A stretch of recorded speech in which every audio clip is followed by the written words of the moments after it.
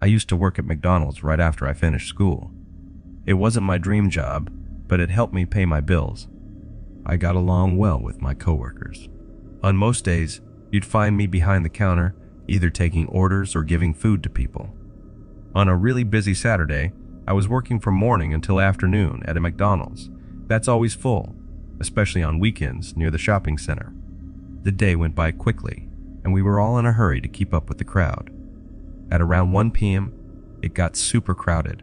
I called out an order number, and a lady came forward, took it, but when she opened it, she realized it wasn't her order. She came back really angry. I tried to tell her something, but she didn't want to hear it. It seemed like she didn't want to admit she was wrong. It bothered me, but I stayed calm. Eventually, I got a manager involved, and the lady started causing a scene. She told the manager my name, as if I did something really wrong. The manager handled it, and I went back to doing my job. Later on, the woman got her food and went away. I tried not to think about it and assisted other customers. During my break, I usually relaxed in my car to get away from the commotion. So I went to the parking lot. But you won't believe who was there. Yep, the upset lady sitting at a table. I tried to ignore her and walk past, but I could feel her looking at me. It became really awkward, and I just wanted to stay away from her. When I reached my car, she stood up, and I felt embarrassed. She followed me, and when I got into my car, she knocked on the window and started talking. I closed and locked the doors, but I lowered the car window to listen to what she was saying. It turned out to be a mistake. She tried to put her hand inside, and that really scared me a lot. I closed the car window fast, drove backward to go away. She shouted at me while I was leaving. I couldn't go home because I only had a 15-minute break. So I drove around and called my boss to tell them what happened. When I went back to work, something surprising happened. There were police cars and flashing lights in the parking lot. It turns out, after she yelled at me, she started a fight with another employee outside, and things got out of control. The police had to arrest her because she was causing a big disturbance and tried to hit one of the other workers. Man, she must have had really big problems with anger. I've handled some difficult customers at McDonald's, but none as extreme as her.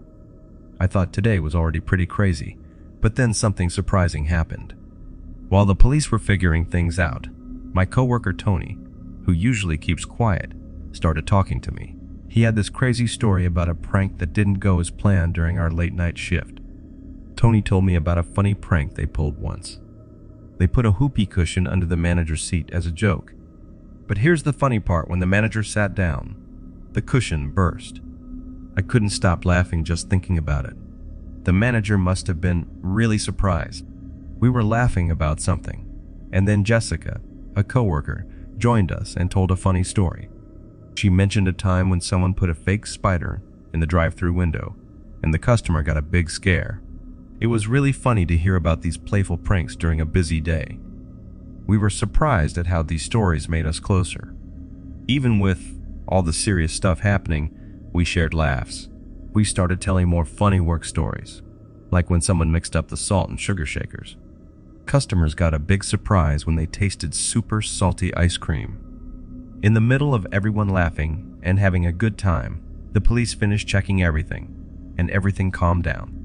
It was a day full of surprises, like a customer getting mad and causing trouble, but also sharing funny stories with my coworkers. It made me see that even in the most chaotic times, there's always something to make you smile.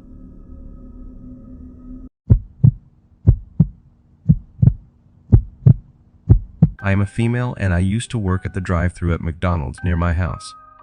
The job was kind of boring, but not too bad.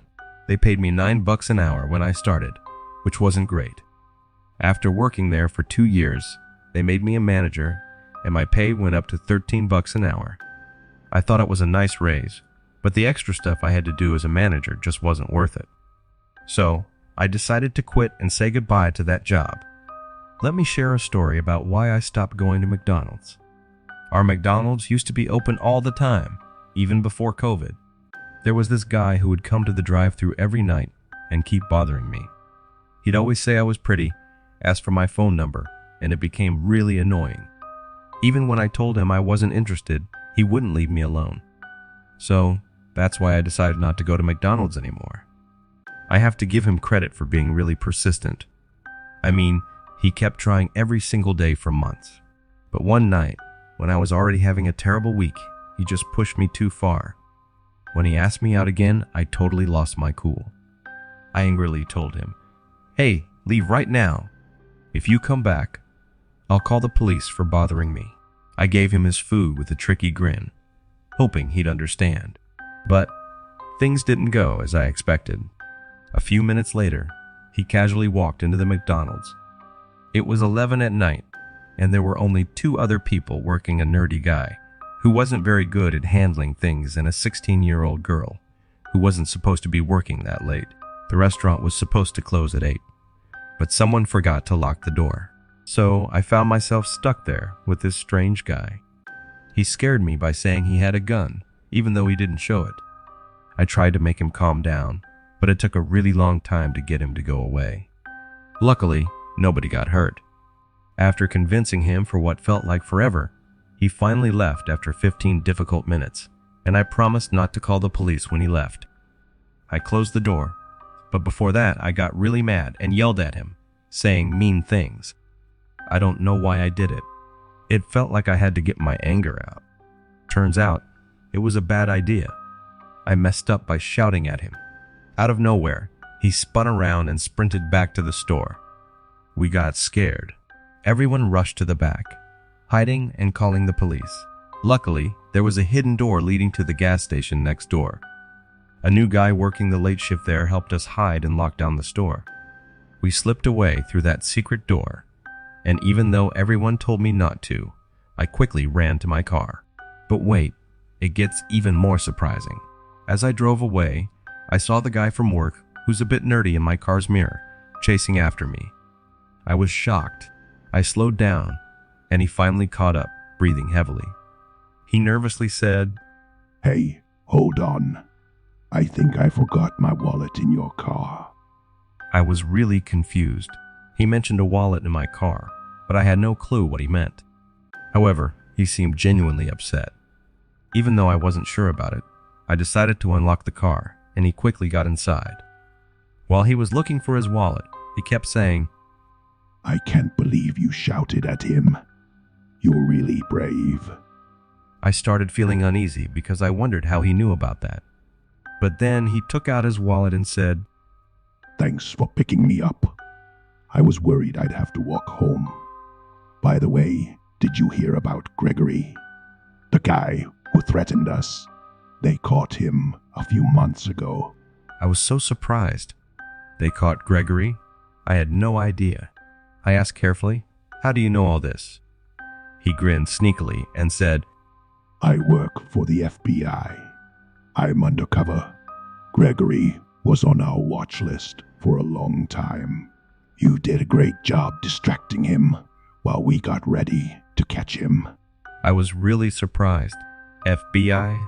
Undercover? Was this guy serious? He gave me his wallet, got out of the car, and disappeared into the night. I sat there, trying to understand what just happened. The McDonald's thing was already crazy, and now there was this unexpected twist with an undercover FBI agent. The next day, I returned to McDonald's to pick up my things. I wasn't completely convinced by the nerdy guy's story. Surprisingly, the manager confirmed that the FBI had been looking into the Gregory case. They were investigating him for serious things, and my loud reaction at the drive-thru turned out to be a small but important part of their plan. There was this nerdy guy named Agent Smith. Guess what? He was assigned to watch over things and make sure everything went as planned. He wasn't just some random McDonald's worker. His job was to keep an eye on the situation. I was shocked by everything that happened. There was chaos at McDonald's, a strange situation in the drive-thru with a scary person carrying a gun, and someone who seemed like an undercover FBI agent. It felt like my life had become a wild movie story. I decided to leave my job, but what I went through stayed with me. I'm still amazed at how things played out. Even now, I wonder if the FBI agent who seemed a bit nerdy really lost his wallet or if it was all part of a plan. Life can be so unexpected, especially when you're working at the drive-thru serving fries. Before I continue to the next story, if you are interested in earning from YouTube without showing your face, or without making videos by yourself using artificial intelligence, like the video that you are watching right now, then I have a special free training for you. Check the first link in the description below to get instant access. In 2019, I was only 15 years old, living in a small town in the United States. It was a friendly place where you knew everyone's name and could say hi while walking down the street. It was so safe that sirens hardly ever went off, and people felt comfortable leaving their doors unlocked without being afraid. One night, a group of us college friends went to a concert at our school. It was performed by a band from our town that a lot of people liked, especially those of us who really love music. After the concert, we got really hungry. It was late, after 11 p.m., and most places were already closed. Since we didn't have much money, we ended up going to McDonald's because it was the only place still open. I went with my friends Emily, James, and his girlfriend Samantha to McDonald's because we were really hungry. We got our food, found a table, and talked a lot about the concert we went to. Then, this guy came in. He seemed a bit different from everyone else around us. He was wearing black sweatpants, a white shirt, and had a backpack on his shoulder. He looked strange in our small town. Even though he stood out, I didn't think too much about it. As we were eating fries and burgers, I quietly asked Emily if she thought the guy was weird. She thought so too, but we didn't want to be mean, so we kept eating. Suddenly, the guy came over with a flashlight, saying there was a flood in the bathroom and asking for our help. We were eating, so we told him to ask a worker instead. But this guy didn't stop. James got a little annoyed and asked him to go away. That scared the guy, and he quickly left. Samantha was worried because she thought she had seen him before. After we ate, Emily saw something strange. The guy didn't go to the bathroom at all. That made me feel really scared. I started thinking fast about his backpack, what he might be hiding, and what might have happened if any of us had gone after him. For a while, I felt really worried. Then, James saw something on the news. It turns out the person who did something wrong at one restaurant tried it again, somewhere else, and it didn't go well. Seeing his face on TV made me feel really sick.